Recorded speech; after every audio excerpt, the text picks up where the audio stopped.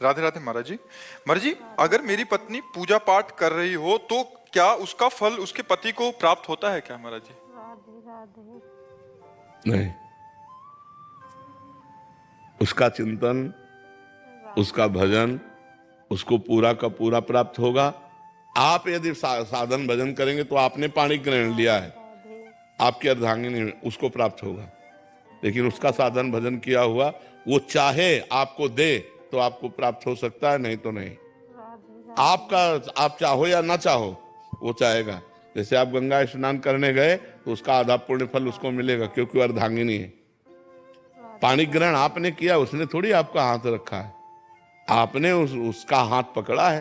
तो पाणी ग्रहण किया है तो पति का किया हुआ धर्म पत्नी को मिलता है। लेकिन पत्नी जो स्वयं धर्म करती है वो चाहे तो पति को दे, नहीं तो स्वयं में वो परमात्मा प्राप्ति के लिए समर्थ हो सकती है।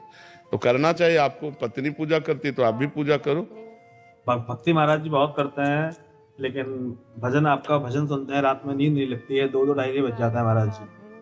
भक्ति बहुत करते हैं यार, आज तक हम नहीं कह पाए भक्ति बहुत करते हैं। हमको भी संकोच लगता है कि अभी करते हैं महाराज जी, जितना हो पाता है उतना करते हैं, ड्यूटी के जितना समय निकाल पाते हैं। ये शब्द ठीक है, जितना हो पाता है उतना कर। बहुत करने में तो हम लोगों भी की हिम्मत नहीं इतना कह दें कि बहुत भक्ति करते हैं। आधा पत्नी ले जाती है ना।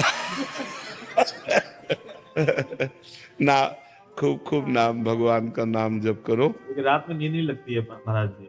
टेबलेट ले लो, नींद का टेबलेट ले लो, क्या करे बताओ।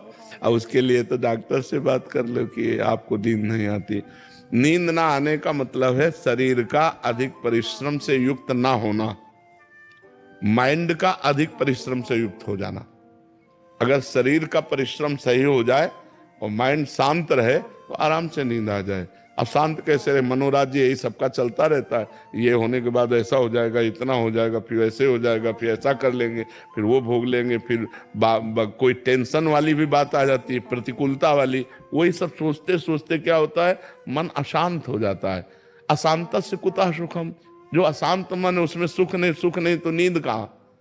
तो शरीर उतना श्रमित नहीं होता जितना माइंड श्रमित हो जाता है। और माइंड को विश्राम दो और शरीर को श्रम से युक्त करो, तभी बात। और विश्राम भगवान के नाम रूप लीला धाम में मिलेगा। तब लग कुशल न जीव को सपने हो मन विश्राम, जब लग भजत न राम को शोक धाम तज काम। तो इसलिए भाई नाम जप करो, भगवान के सत्संग सुनो, भगवान की लीला कथा सुनो, तो उससे आनंद की प्राप्ति हो। पाप कर्म से बचो।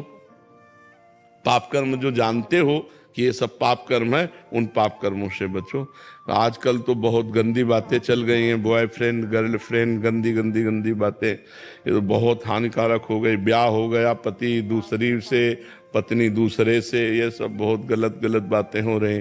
और कितना सुंदर पति हो उसको अपने पति पर संतुष्टता नहीं, कितनी सुंदर पत्नी हो उसको अपनी पत्नी पर संतुष्टता नहीं। आज हमारे धार्मिक भारत देश में ये जो गंदी बातें प्रचलित हो गई, कितना मतलब अनिष्ट हो रहा है। पति पत्नी पे विश्वास नहीं रह गया।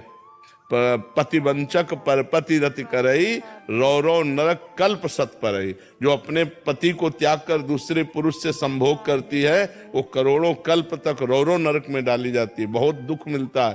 पर कौन, जब शास्त्र स्वाध्याय नहीं तो मनमानी आचरण होते चले जा रहे हैं। इसलिए पुरुष को भी चाहिए अपनी पत्नी के सिवा किसी की तरफ गंदी दृष्टि न करे। पत्नी को चाहिए अपने पति के सिवा किसी की तरफ गंदा भाव न रखे। गंदी दृष्टि करने से पाप बनता है, पाप अशांति, दुख, डिप्रेशन यही प्रदान करता है।